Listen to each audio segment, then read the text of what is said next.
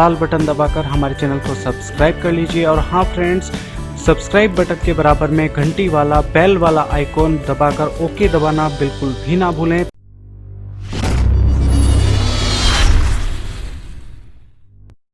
रांची से करीब 150 किलोमीटर दूर गुमला जिले में एक पहाड़ पर स्थित है टांगीनाथ धाम।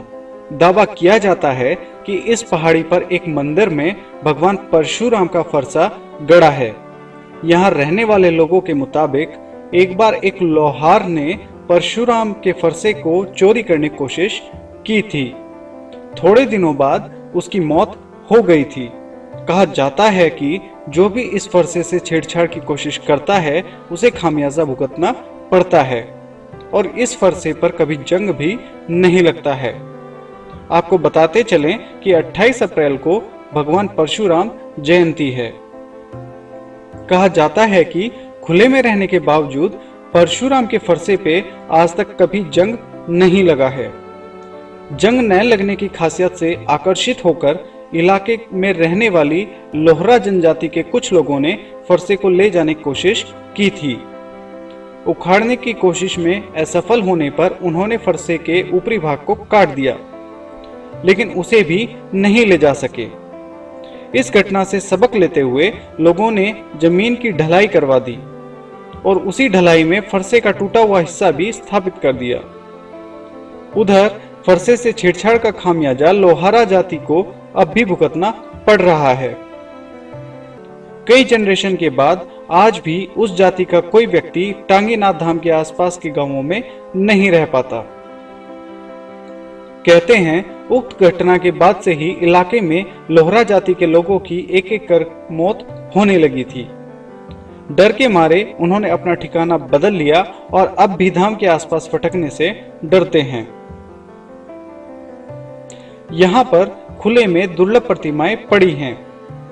टांगीनाथ धाम में सैकड़ों की संख्या में शिवलिंग और प्राचीन प्रतिमाएं खुले आसमान के नीचे रखी हुई हैं। ये प्रतिमाएं उत्कल के भुवनेश्वर, मुक्तेश्वर, गौरी केदार और आदि स्थानों से खुदाई से प्राप्त मूर्तियों से मेल खाती हैं।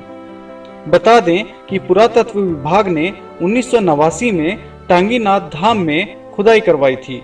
इसमें सोने चांदी के आभूषण समेत कई कीमती वस्तुएं मिली थी।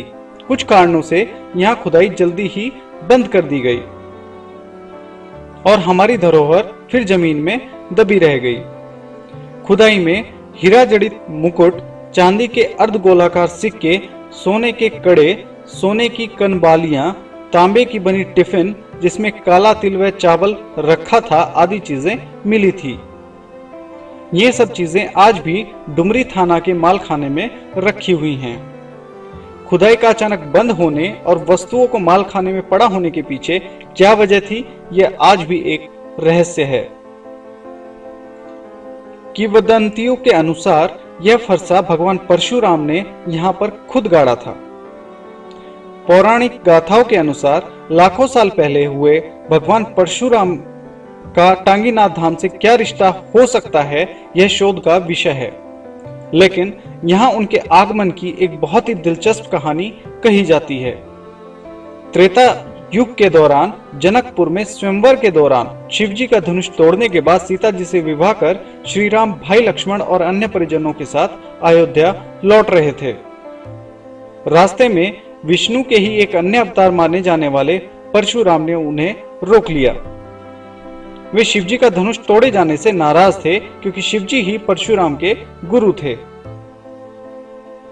परशुराम ने राम को खूब बुरा भला कहा, लेकिन वे मौन रहे, पर लक्ष्मण को गुस्सा आ गया। उन्होंने परशुराम के साथ लंबी बहस की और इसी बीच परशुराम को पता चल गया कि राम भी उनकी तरह विष्णु के ही अवतार हैं।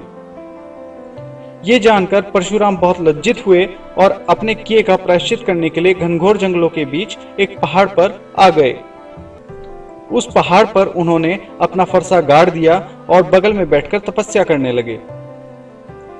गुमला के लोग पीढ़ियों से यह कहानी सुनते आए हैं कि परशुराम ने जिस जगह तपस्या की थी वह टांगीनाथ धाम ही है।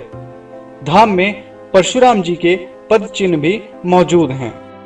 फ्रेंड्स, हमारे चैनल अक्षज एंटरटेनमेंट को लाइक, शेयर और सब्सक्राइब करें और नीचे कमेंट बॉक्स में अपने कीमती सुझाव हम तक पहुंचाएं। धन्यवाद।